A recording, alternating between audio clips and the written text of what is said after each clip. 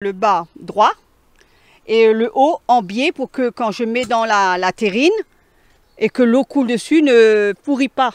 L'eau ne rentre pas dans la bouture et pour qu'elle ne pourrisse pas. Angle de vue, angle de vie à la pépinière municipale à la rencontre de Christine, pour qui le bouturage n'a aucun secret. Une passion pour les plantes assez récente pourtant.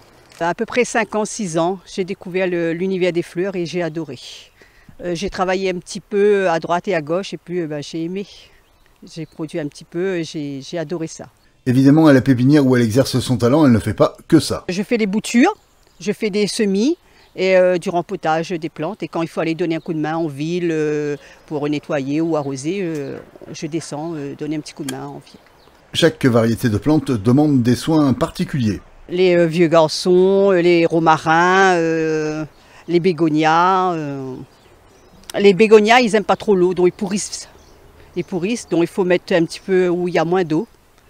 Mais sinon, les autres, ça va. Sa récompense, elle la reçoit des Saint-Josephois eux-mêmes, qui lâchent toujours un petit compliment quand elle travaille en ville. C'est chouette quand on va en ville et que les gens vous disent « Ah, c'est bien, c'est fleuri, c'est magnifique. » Ah non, c'est chouette. Hein.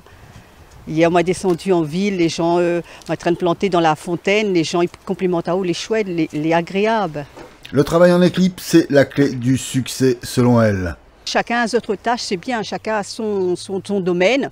Et après, on se retrouve toutes ces travailler en équipe, quoi. Christine a ce qu'on appelle la main verte, mais c'est certain, pour réussir dans la production de plantes, il faut un peu plus qu'une formule. Félicitations à elle et à toutes ces dames de la pépinière communale.